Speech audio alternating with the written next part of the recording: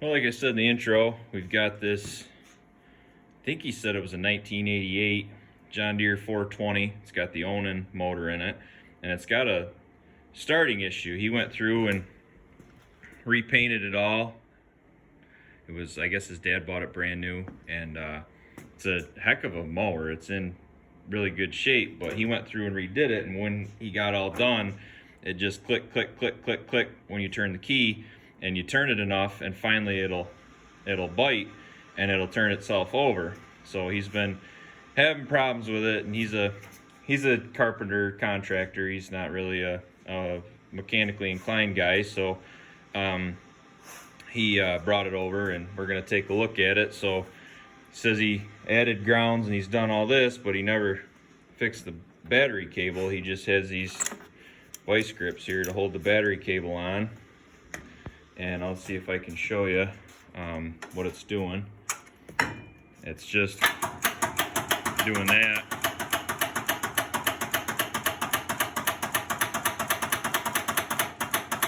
So that's what it's doing. So I think I know what the problem is. However, I'm gonna fix this battery cable first, because obviously, you got to go back to basics, and that isn't, you can add all the grounds you want to the motor, to the chassis and everything, but if you don't have a ground back to the battery, it's not going to do anything. I think the problem is John Deere actually sold a kit, and you can buy them on eBay. They're like $40, but it puts a regular 12-volt relay on the starter solenoid, because it has to go through all the safeties and everything, and then you don't get your full 12 volts. You probably get your 12 volts, but you don't get the full current to the starter solenoid. I'm guessing it sounds like the starter's down there. I guess you have to pull the motor on them to get the starter out. But anyways, they sell that little kit for like $40, but all you need is a regular $5 12-volt relay and a pigtail, which I have. So that's probably what the problem is, but we're gonna replace the battery cable first. And I have an end. We'll put a battery end on it, and we'll see if that takes care of it. Okay, so I replaced it with just kind of one of those temporary ends. It was grounded over here on this bolt, but I didn't have enough cable to come around, so I grounded it right here on this bolt. Kind of ran it up through. I'll probably make a new cable if I can come up with the stuff to do so, but that didn't fix it. So I didn't figure it would, but we had to do that anyways. So now the next step is I'm going to get a test light. Starter is down here somewhere, I guess. Maybe it's on the other side. Yeah, maybe the starter's on the other side. Yeah, the starter's right here. You can just see it right here. So I got to figure out a way to get to the wires and the starter solenoid and all that good stuff.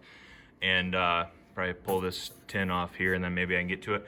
But once I do that, I will make the little relay thing. I have relays and pigtails, and I couldn't see spending $40 when all it is a relay and a pigtail and a couple ends on there. So yeah, let me see if we can get down to where the starter's at and get that piece made. We'll go from there. Okay, so I messed up the first time, but through the magic of editing, you guys aren't going to see it. This is the harness that I made.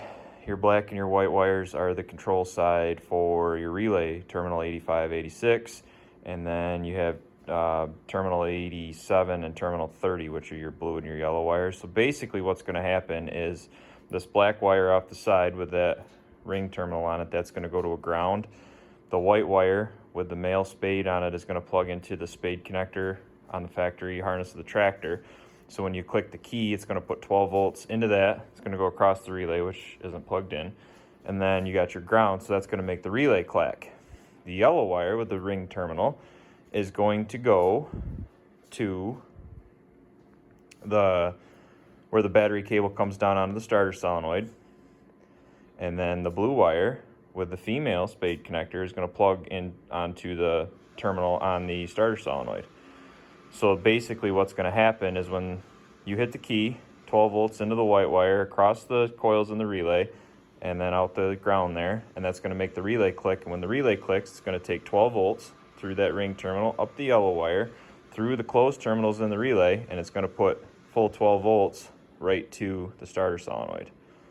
So, like I said, they make these kits. You can buy them. I've seen them on Amazon, seen them on eBay. And I almost think there is a Deere part number for it. Deere made a kit, basically plug and play kit for them, but you know, it's like 40-50 bucks, and for, you know, 5 you can make your own. So that's what we did. So now we got to put it in there, way down inside there, and Deere ought to have their asses kicked for engineering that. So let me get it put in and we'll see if it works. So my little relay thing I built down in there had no effect on this, so we got to pull the starter out of it. In order to do that, we have to basically lift the motor. So we got to get the belts off the front, got to get the shaft off the back, got to pull the hood off. Then once the hood comes off, then there's like 4 bolts in the bottom. We just kind of got to pick it up. Probably have to take the throttle and choke cable off too, I would imagine. Basically just kind of figure on pulling the motor. I don't know if once I do it, if I can get it to just kind of tip up enough, like if I hook, you know, a cherry picker or something in here, if I get it to just come up enough to get the starter out. This was a brand new starter, but ever since he put it in, he's had issues with it starting. So that's what we got to do. It's gonna suck, but that's what we got to do.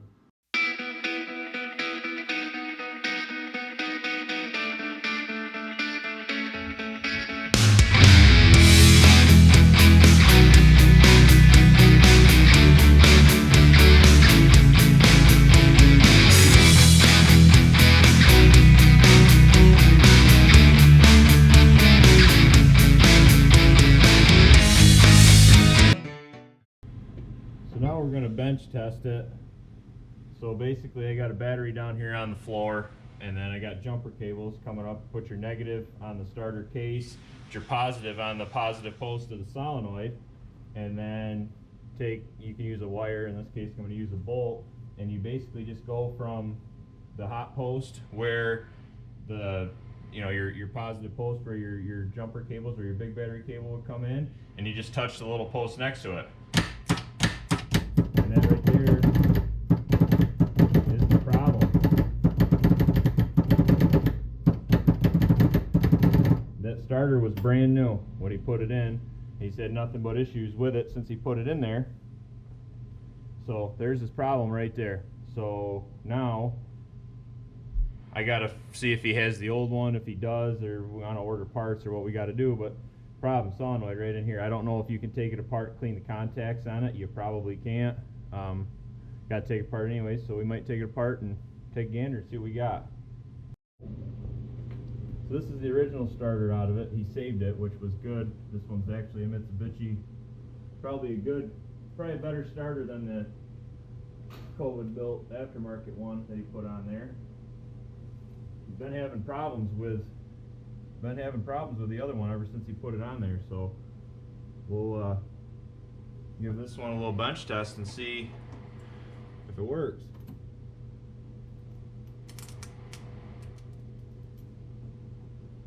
This one don't want to play the game. Oh, nuts missing off from it. So probably what we're going to end up doing is using the other starter motor with this solenoid maybe. This wire on here doesn't look the greatest, and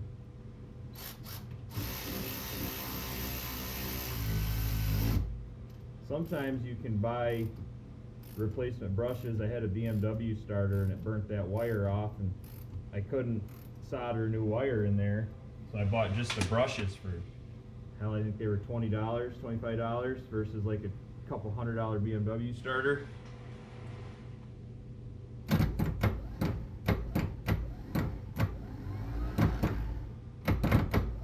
See, this one works.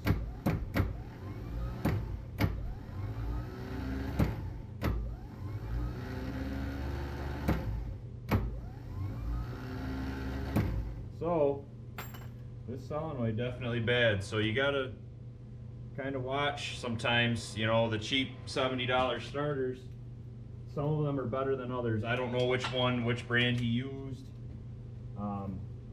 I guess there's one like a B&D equipment or something like that. My cousin has a 420 and that's the one he put in. He's never had a problem with it, but like I said, that one for the neighbor there, that one was bad right from the get-go. So I'm guessing we'll probably put, I don't know if I should change just the solenoid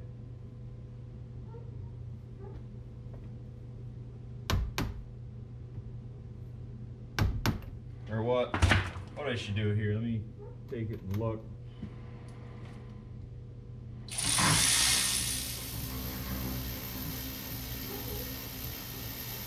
Obviously the best thing to do would be get another one, but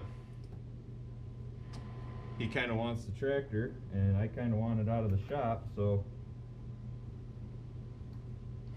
let's take it apart, take a gander here and see what we got. That other solenoid, for being brand new, is awful. A ton of rust and stuff inside it. Yeah, this one here is way cleaner.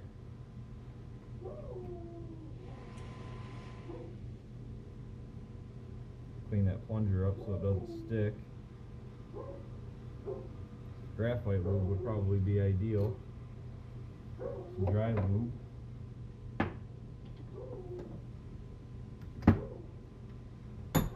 See what we got here, see if we can make the two of them work. I'm going to clean this plunger up and then we'll reconvene once I get that cleaned up. You guys don't need to watch me wire brush that, so. Alright, we got this hooked up, so let's bench test it. Yeah, that's turning over extremely slow. Why is that? The same battery, same cables I was using before. Yeah, I'm just gonna put the whole old starter back in. I'll put this solenoid on the other starter. The other starter I think's better. So that's what we're gonna do. We're just gonna put the old starter on, put it back in, and we should have no issues, hopefully. So yeah, I'll swap the solenoids back around. And this wire here is a little frayed, but it should be okay. So yeah, that's what we're gonna do. We're gonna use the other starter. This, I don't know what he's got going on here with it, but it ain't happy. So we'll put the old one back in and plan on getting another one or something, just in case.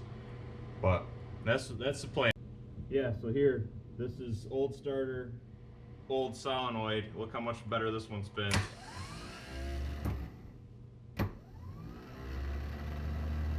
So yeah, we're just gonna put the old one back in. If at a later date he wants to, put another one in, or if he starts having problems with this one, we'll put another one in. But for right now, he wants the tractor back, and I want it out of here. So we're just gonna put the old one back in and wish it well. So I'm not a big OEM is better guy. Like, I know some people that are OEM. I'm not typically like that, but I have found in instances, like especially with these Japanese ones, like people will take a Cummins, like a 12 valve Cummins starter. An alt starter's bad, and they'll take that Denso starter, like that's a $400 starter, beautiful piece. They'll take it down and trade that in for a core, and they'll buy some cheap, $100 piece of garbage, and you could have fixed that Cummins starter for about 20 bucks. There's new terminals you can put in there and a new plunger, and you can fix that for about 20 bucks. The parts aren't as available, so I understand if you're in a pinch, you got to do what you got to do. But in certain instances, OEM is better. And like I say, I'm not an OEM is better guy, but in some instances it is. So this being an OEM, Deere Mitsubishi starter, it's better than whatever the hell one he got. So now the fun part, let's go put the bastard back in.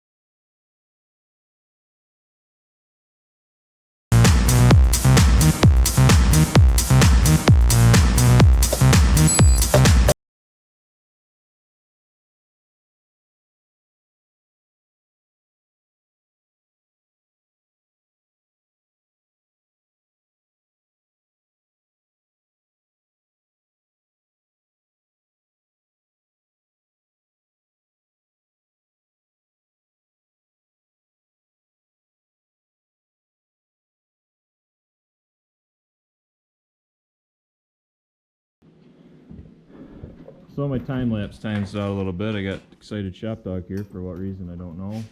The other one over there. Yeah, so there's basically all I did was there's supposed to be 4 bolts. He's missing one on the back corner, but they go up through. I'll put one in back there, and then these front 2, they are real bare to get to. But as you kind of saw in the video, all I did was loosened or took them out, and then I just kind of cocked it to the side. There's a shaft right in there, if you can kind of see it, with 4 bolts there that hold it to the flywheel, which that was kind of a pain. And then there's these belts here, which I haven't put back on, but I also left my little relay thing in there. You got a shadow now. Left my little relay thing in there, which I'll beautify that up and kind of tie it all up in there, make that look better. But let's see what we got.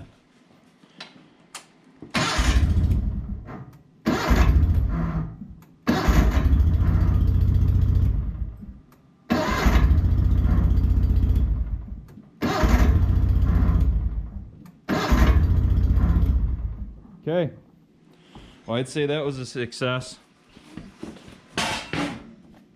So yeah, now I'm gonna finish putting the tins and everything back on it, and I'm gonna clean. Looks like he's got a bit of a mouse nest in this thing right here. I'll clean out, make this look pretty, and we'll get it all back together. But yeah, so like I said, I'm not a big OEM is better guy, but in some instances it really is.